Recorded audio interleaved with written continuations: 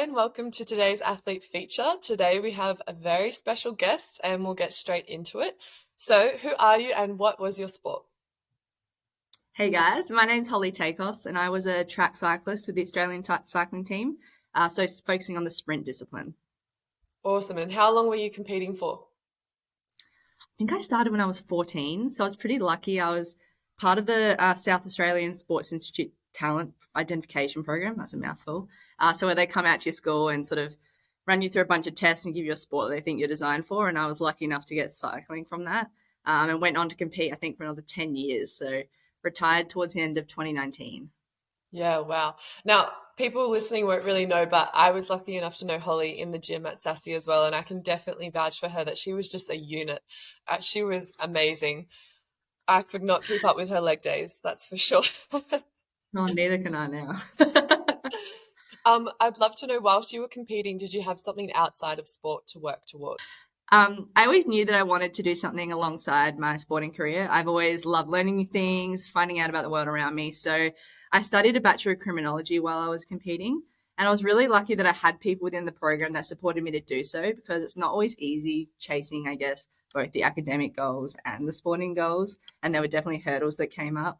So having them with me to be able to figure it out as we went along was really good. And I'm so thankful to them, because it meant that I was allowed to, or I was given the opportunity to find out what were the other things outside of sport that interest me.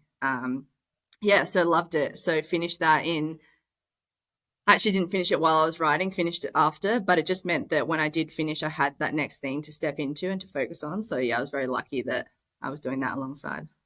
100%. This question is unscripted, so I'm sorry.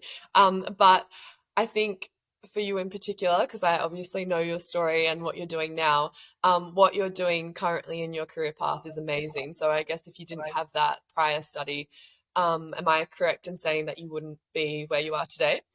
Um, Yeah, definitely. So it's actually funny. So I did a Bachelor of Criminology, and I guess this is one of those things that I think when you're in sport, you are 100% focused on what you're doing. And I think sometimes we feel guilty, or not even guilty, but trying new things outside of sport that aren't. Because I know for myself, when I was writing, if I was doing anything that wasn't going to make me better on the bike or make me better in training, I felt like this, like I wasn't giving 110% to my sport. So I didn't always take the time to figure out what interests me outside of that.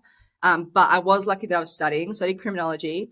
And through that, I actually did an elective one day, and it was called cybercrime. And I just fell in love with the topic.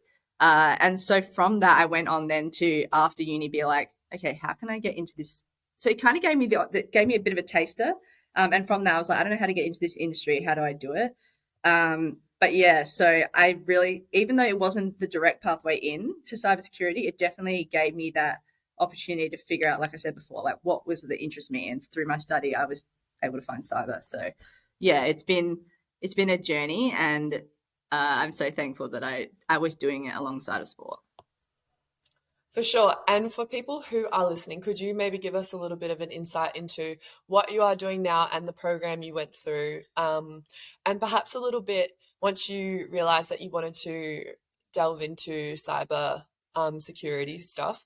Sorry, I forgot the terminology there. How did you actually go Cybersecurity. about doing that? Or was it just luck? Or yeah, maybe a little bit more around that process.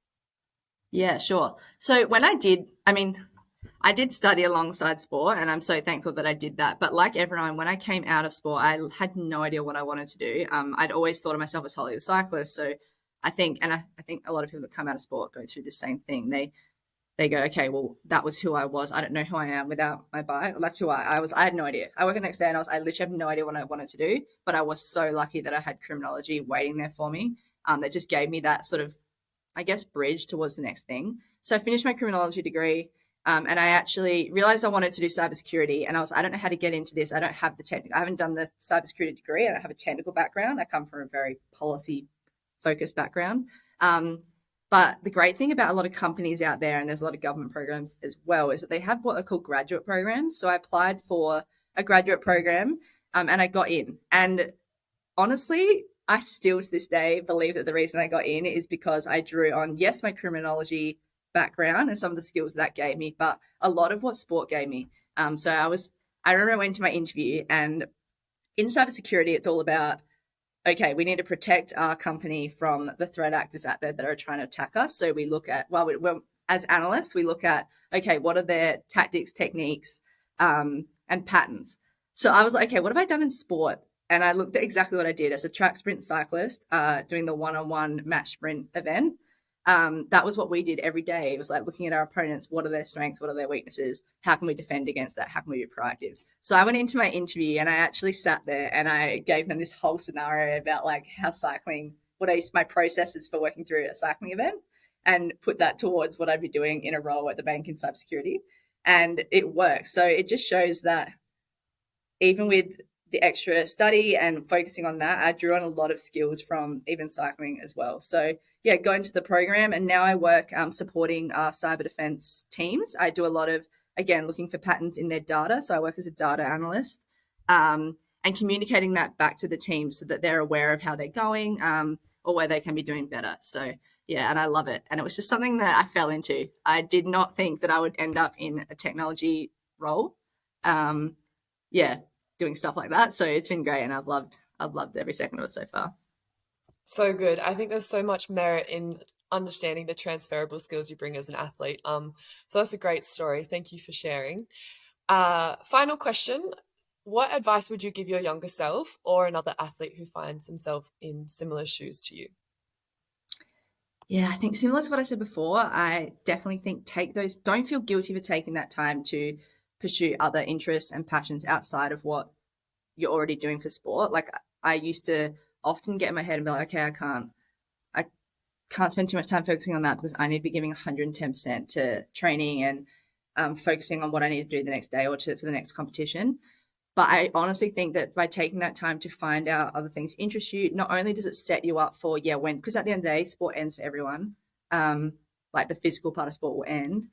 It sets you up to figure out what your next path is. But I also think that it allows you to understand more about yourself, which I think makes you a better athlete.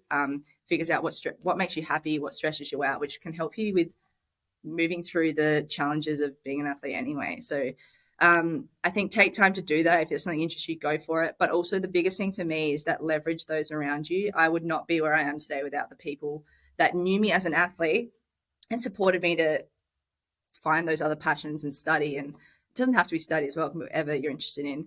They really helped me figure out, okay, how can we transfer that into a new pathway? And they've guided me. And I still keep in contact with so many people um, from my sporting days that support me now and still act as a bit of a soundboard for me. So yeah, leverage those people around you. Don't be afraid to ask for help, and yeah, just take it one step at a time.